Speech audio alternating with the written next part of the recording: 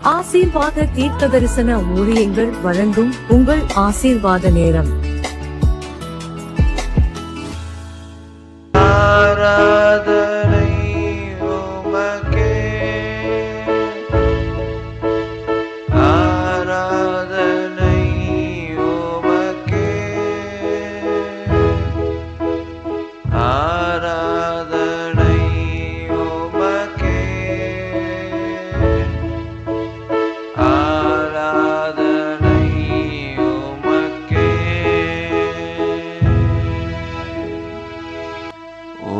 வல்ல செயல்கள் நினைத்து நினைத்து உள்ளமே பொங்குதையா. வல்ல செயல்கள் நினைத்து நினைத்து உள்ளமே பொங்குதையா.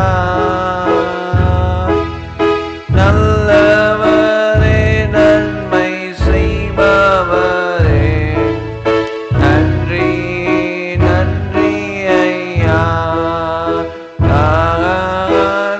நல்லவரே நன்மை செய்பவரே, நன்றி நன்றி ஐயா.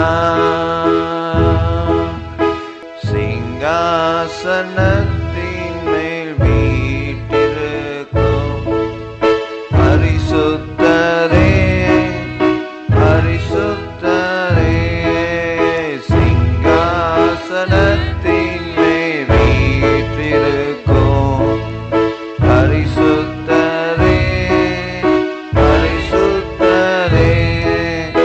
ஆராதனை உமக்கே, ஆராதனை, ஆராதனை உமக்கே, ஆராதனை, ஆராதனை உமக்கே, ஆராதனை, ஆராதனை உமக்கே, ஆராதனை. ஏசையா உம்மைத்தானே என் முன்னே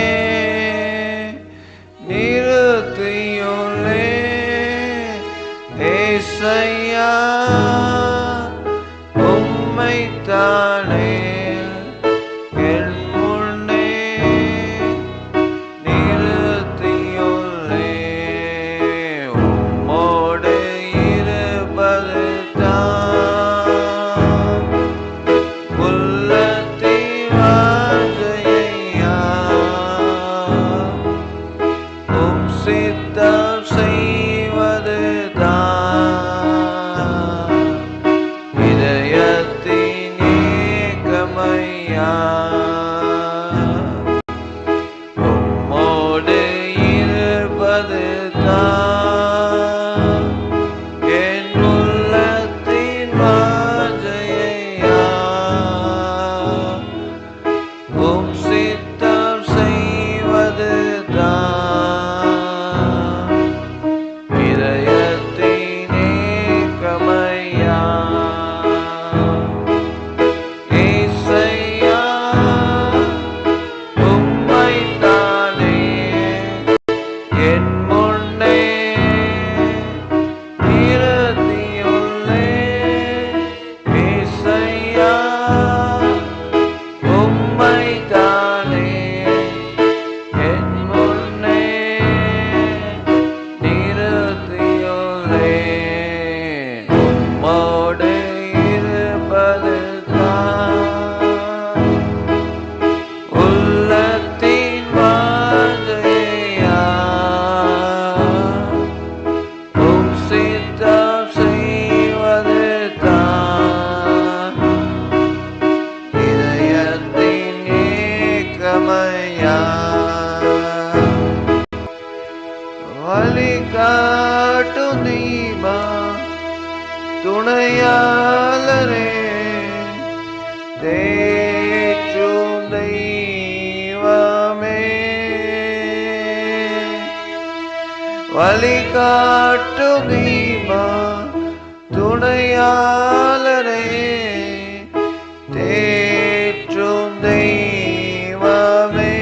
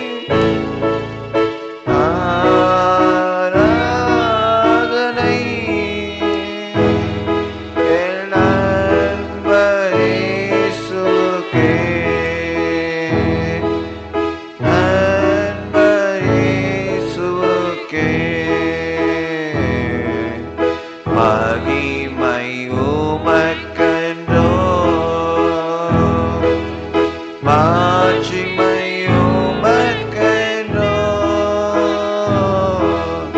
மகிமை உமக்கென்றோ மாட்சிமை உமக்கென்றோ துதியும் புகழும் ஸ்தோத்திரமும் தூயவர் உமக்கென்றோ துதியும் புகழும் ஸ்தோத்திரமும் தூயவர் உமக்கென்றோ ஆராதனை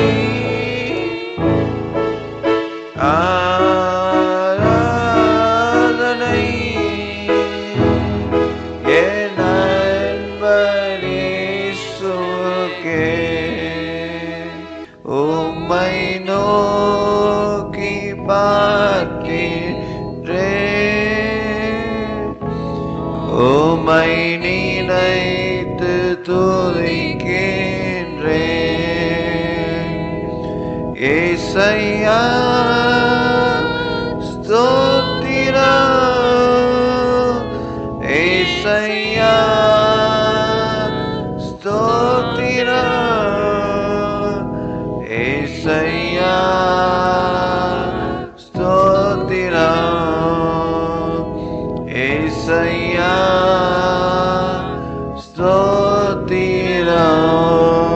ஸ்தோத்திரம் அனைத்தையும் செய்து முடிக்கும் ஆற்றல் உள்ளவரே நீ நினைத்தது ஒரு நாளும் தடைபடாதையா அனைத்தையும் செய்து முடிக்கும் ஆற்றல் உள்ளவரே நீ நினைத்தது ஒரு நாளும் தடைபடாதையா நீர் முடிவெடுத்தால் யார்தான் மாற்ற முடியும் நீர் முடிவெடுத்தால் யார்தான் மாற்ற முடியும் எனக்கென்ன முன் குறித்த எதையுமே எப்படியும் நிறைவேற்றி முடித்திடுவேன் எனக்கென முன் குறித்த எதையுமே எப்படியும் நிறைவேற்றி முடித்திடுவேன் உமக்கே ஆராதனை உயிருள்ள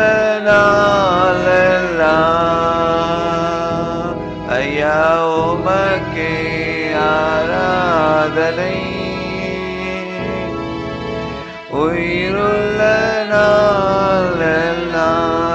நாளெல்லாம் அனைத்தையும் செய்து முடிக்கும் ஆற்றல் உள்ளவனே நீ நினைத்தது ஒரு நாளும் தடைபடாதையா அனைத்தையும் செய்து முடிக்கும் ஆற்றல் உள்ளவரே நீ நினைத்தது ஒரு நாளும் தடைபடாதையா உமக்கே ஆராதனை உயிருள்ள நாளெல்லாம் ஐயா உமக்கே ஆராதனை உயிருள்ள நாளெல்லாம் ஐயா உமக்கே ஆராதனை உயிருள்ள நாளெல்லாம் ஏசையா உம்மைத்தானே என் முன்னே நிறுத்தியுள்ளே ஏசையா உம்மைத்தானே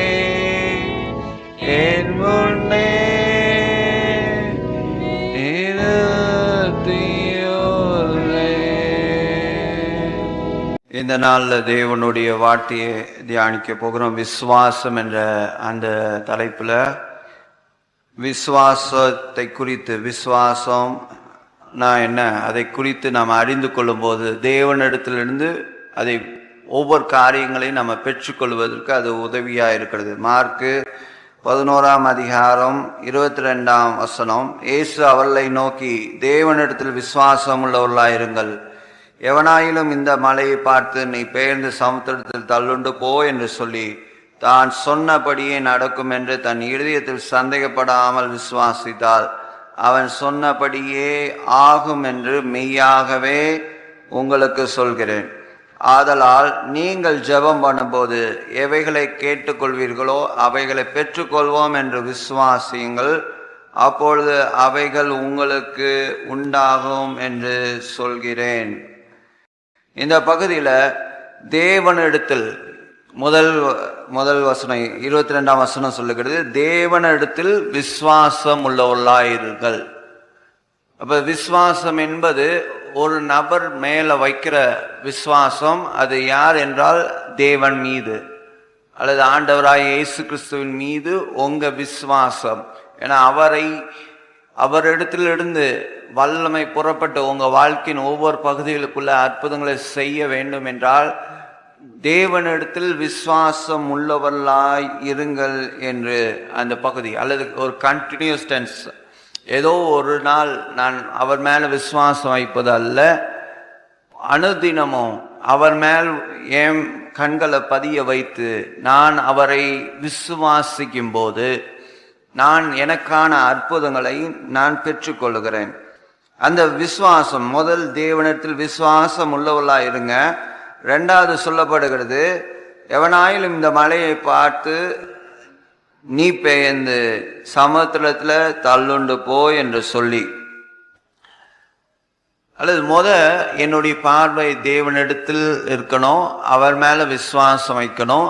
ரெண்டாவது, எனக்கு முன்பாக நிற்கிற ஒரு மலை போன்ற பிரச்சனையா இருக்கலாம், ஒரு காரியமா இருக்கலாம், அதை பார்த்து நான் என்ன சொல்ல வேண்டும் என்றால் அதை குறித்து நான் விவரிக்க கூடாது.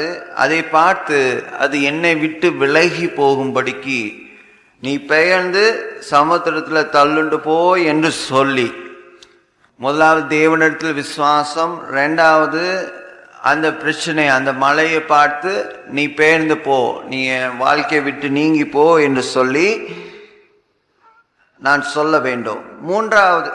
நான்காவது காரியம், நான் சொன்னபடியே நடக்கும் என்று தன் இருதயத்தில் சந்தேகப்படாம விசுவாசித்தார். முதலாவது தேவனிடத்தில் விசுவாசம், ரெண்டாவது அந்த மலையை பார்த்து, மூன்றாவது நீ பெயர்ந்து போ என்று சொல்லி, நான்காவது சொன்னபடியே நடக்கும் என்று இருதயத்தில் சந்தேகப்படாம விசுவாசித்தார். அல்லது அந்த சந்தேகப்படுகிற விசுவாசம் இருக்கும் என்றால், அல்லது இந்த நான் சொல்லிவிட்டேன் அது நடக்குமா இல்லையா என்ற அந்த ரெண்டு மனம் இருக்கும் என்றால், முதலாவது உள்ள அந்த ஸ்டெப், தேவனிடத்தில் விசுவாசம் உள்ளவர்களா இருங்க. என்னுடைய பார்வை சூழ்நிலை மீது அல்ல, எதிர்மறையான விஷயங்கள் மீது அல்ல, நான் கேட்கிற செய்திகளின் மீது அல்ல, தேவனிடத்தில் விசுவாசம் உள்ளவர்களா இருங்க. ஏன்னா அற்புதங்களை செய்பவர் தேவனா இருக்கிறபடினால நான் பார்க்கிற அந்த காரியத்தின் மீது என்னுடைய விசுவாசம் இல்லை, அல்லது அது நான் சொல்லிவிட்டு அது எப்படி எனக்கு ரெஸ்பாண்ட் பண்ணுது, அது எப்படி எனக்கு பிரதிபலனை, அல்லது நான் சொன்னதுக்கப்புறம் அது எப்படி செயல்படுது என்பதை பொறுத்து நான் மாறக்கூடாது. என்னுடைய பார்வை முதலாவது தேவனிடத்தில் விசுவாசம் உள்ளவர்களாக இருக்கணும். இருந்துவிட்டு நான் சந்தேகப்படாம விசுவாசிக்கணும். எப்பொழுது நான் சொல்லிவிட்டு, அப்ப சொல்லுவது நான் சரியானதை சொல்ல வேண்டும், அது ரொம்ப முக்கியமானது. நான் அந்த மலையை பார்த்து நான் என்ன சொல்ல வேண்டும் என்பதில் கவனமுடையவனா இருக்க வேண்டும்.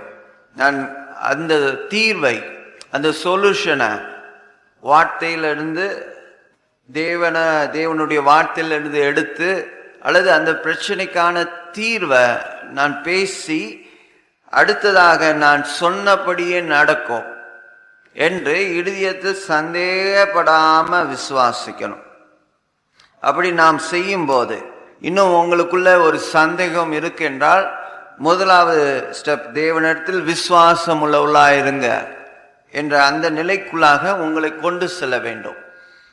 கொண்டு சென்று எப்பொழுது உங்களுக்குள்ள இருமனம் இல்லாம சந்தேகப்படாம ஒரே சிந்தையோட இது நடக்கும் என்று அந்த ஒரு நிலைக்கு நீங்க வர்றீங்களோ, அப்ப நீங்க பேசும்போது சந்தேகப்படாம விசுவாசித்து சொல்லும் போது கடைசி காரியம் சொல்லுகிறது, அவன் சொன்னபடியே ஆகும் என்று மெய்யாகவே உங்களுக்கு சொல்கிறேன் என்று அந்த பகுதியில் சொல்லப்படுகிறது. அதே போல அடுத்த வசனம் 24ஆம் வசனம் சொல்லுகிறது, ஆதலால் நீங்கள் ஜெபம் பண்ணும் போது. ஏன்னா முதலாவது 22ஆம் வசனம் 23ஆம் வசனத்துல அந்த பிரின்சிபிள் அது எப்படி வேலை செய்யும், யார் மேல நான் விசுவாசம் வைக்க வேண்டும், அந்த மலை பார்த்து நான் என்ன சொல்ல வேண்டும், எப்படி என்னுடைய இருதயத்தின் நிலைமை இருக்க வேண்டும், என் இருதயத்தின் நிலைமை விசுவாசத்தோடு சந்தேகப்படாமல் இருந்தா நான் சொன்னபடி ஆகும் என்று அந்த பிரின்சிபிள் அந்த அந்த ஒரு காரியத்தை ஆண்டவர் சொல்லிவிட்டார். சொல்லிவிட்டு சொல்லுகிறார், அதற்கப்புறம் நீங்க சொன்னது மாத்திரம் இல்ல, நீங்கள் ஜெபிக்கும் போது இவற்றை நீங்க செய்ய வேண்டும். என்ன செய்ய வேண்டும் என்றால், ஆதலால் நீங்கள் ஜெபம் பண்ணும்போது எவைகளை கேட்டுக்கொள்வீர்களோ அவைகளை பெற்றுக்கொள்வோம் என்று விசுவாசியுங்கள். எவைகளை கேட்டுக்கொள்வீர்களோ அவைகளை பெற்றுக்கொள்வோம் என்று விசுவாசியுங்கள், அப்பொழுது அவைகள் உங்களுக்கு உண்டாகும் என்று சொல்கிறேன். ஜெபம் பண்ணும் போது, ஜெபம் முக்கியமானது, அவசியமானது. ஜெபம் என்பது மனிதத்தில் பேசுவது அல்ல, ஜெபம் என்பது தேவனோடு பேசுவது. அந்த ஜெபத்துல நான் எவைகளை கேட்டுக்கொள்வேனோ அவைகளை பெற்றுக்கொள்வோம் என்ற விசுவாசம். நான் பார்த்ததுக்கு அப்புறம் தான் அது கிடைக்கும் என்ற அந்த ஒரு மனநிலைமை இருக்கக்கூடாது. நான் கேட்டு விட்டேன், அதை பெற்றுக்கொள்வேன் என்ற விசுவாசியுங்கள் என்று வேதம் சொல்லுகிறது. நான் ஜெபித்து விட்டு அந்த நேரத்தில் மாத்திரம் விசுவாசிப்பது அல்ல, தொடர்ந்தேச்சியா என்னுடைய விசுவாசத்துல ஒரு ஸ்டெபிலிட்டி, ஒரு நிலையான தன்மை இருக்க வேண்டும். அப்படி நான் நிலையான தன்மையில் இருக்கும்போது அப்பொழுது அவைகள் உங்களுக்கு உண்டாகும் என்று சொல்கிறார். உண்டாகும் என்று சொல்கிறேன் என்று வேதம் சொல்லுகிறது.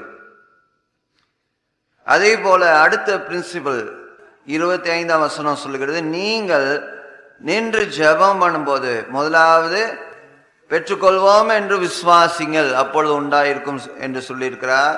இரண்டாவது, நீங்கள் நின்று ஜெபம் பண்ணும்போது ஒருவன் பேரில் உங்களுக்கு யாதொரு குறை உண்டாயிருந்தால் இருக்குமானால் பரலோகத்தில் இருக்கிற உங்கள் பிதா உங்கள் தப்பிதங்களை உங்களுக்கு மன்னிக்கும்படி அந்த குறையை அவனுக்கு மன்னியுங்கள்.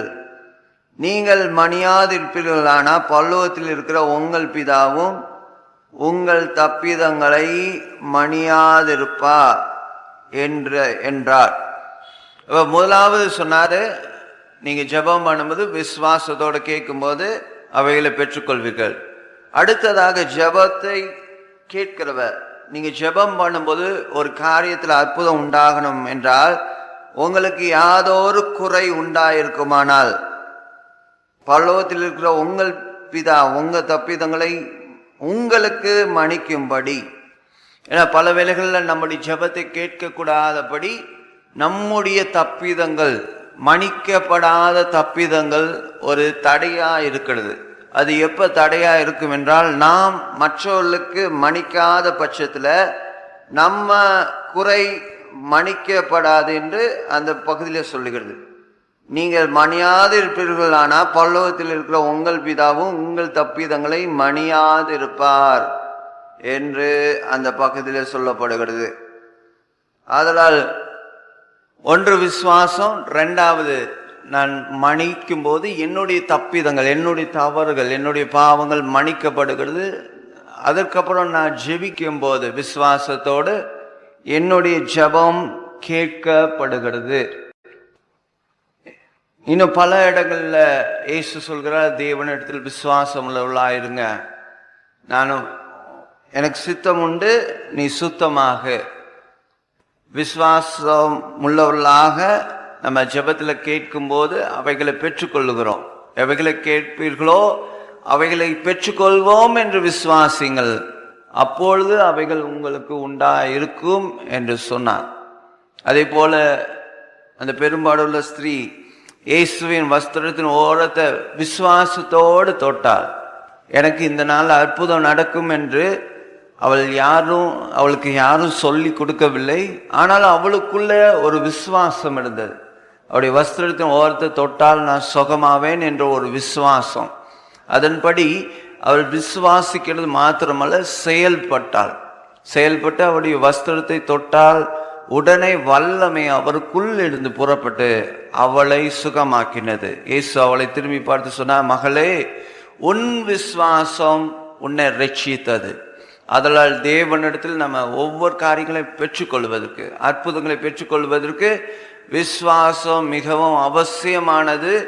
அதை தேவனிடத்தில் நான் வைக்கும்போது, சந்தேகம் இல்லாம நான் விசுவாசிக்கும் போது, அது எனக்கான அற்புதங்களை பெற்று தர ஏதுவாய் இருக்கிறது.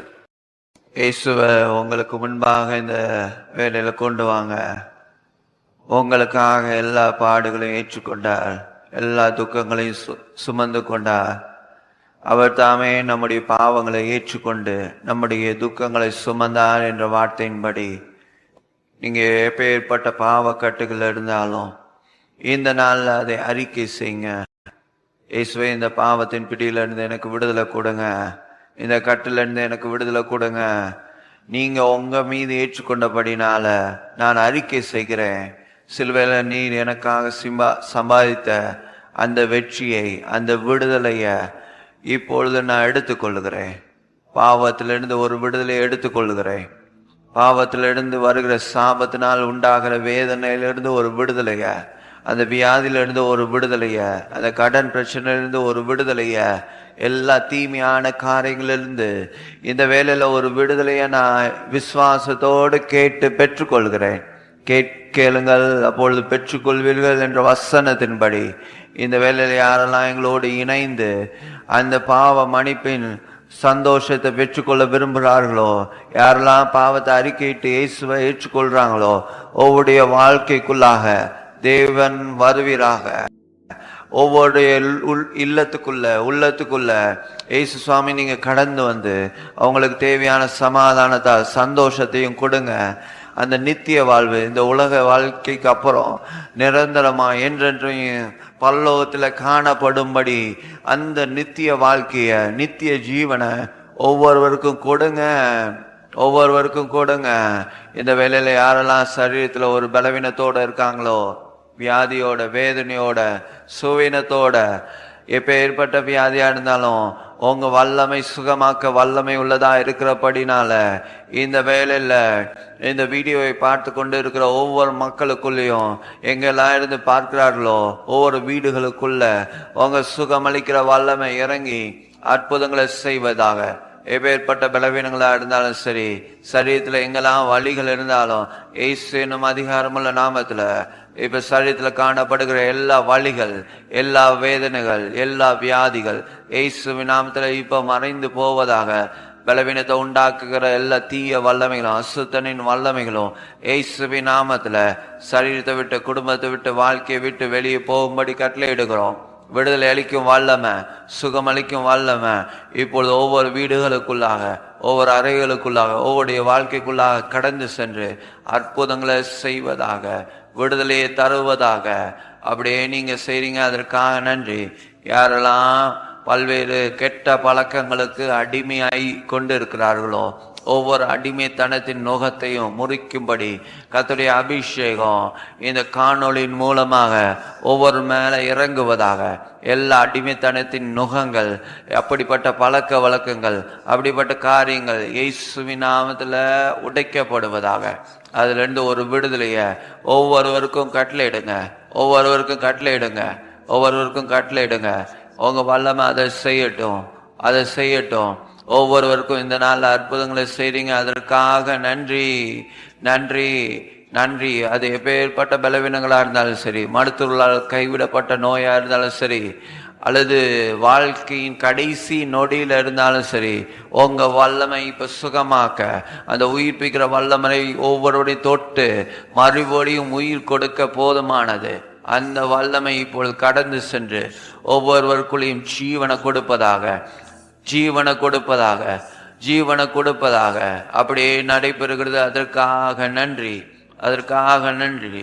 உங்க பிரசன்னத்திற்காக நன்றி, நன்றி, நன்றி. இன்னும் என்னென்ன தேவையோட இந்த வேலையில மக்கள் உங்ககிட்ட வேண்டி கொண்டு இருக்கிறாங்களோ, இயேசு சுவாமி ஒரு அற்புதத்தை செய்வார் என்ற நம்பிக்கையோடு ஜெபம் பண்ணி கொண்டு இருக்கிறாங்களோ, ஒவ்வொருடைய வாழ்க்கைக்குள்ளாக தேவனுடைய வல்லமை இறங்கி அற்புதங்களை செய்வதாக, அற்புதங்களை செய்வதாக, அற்புதங்களை செய்வதாக. திருநாள ஜனங்களை பார்த்து நீங்க மனதுருகி அற்புதங்களை செஞ்சீங்க, கரத்தை நீட்டி அற்புதங்களை செஞ்சீங்க. இன்றைக்கும் யாரெல்லாம் இதை பார்த்து கொண்டு இருக்கிறாங்களோ ஒவ்வொரு மேலையும் மனம் இறங்கி அற்புதங்களை செய்யுங்க. உங்க வார்த்தையை அனுப்பி அவர்களை குணமாக்குங்க, குணமாக்குங்க. அவங்க ஆத்மாவை அழிவிலிருந்து விடுவித்து அந்த நித்திய ஜீவனுக்கு நேராக, நித்திய பரலோக வாழ்க்கைக்கு நேராக ஒவ்வொருவரையும் இழுத்து கொள்ளுங்க. அப்படியே நீங்க செய்றீங்க, அதற்காக நன்றிப்பா. உங்களுக்கு மகிமையை செலுத்துகிறோம் இயேசுவின் நாமத்தில் பிதாவே. இந்த நிகழ்ச்சியின் மூலமாக நிச்சயமாக ஆசீர்வாதத்தை பெற்றிருப்பீர்கள். உங்கள் சாட்சிகளை மறக்காமல் எங்களுக்கு தெரியப்படுத்துங்கள். ஜெபம் மற்றும் ஆலோசனைக்கு 9362772311 என்ற எண்ணில் தொடர்பு கொள்ளுங்கள்.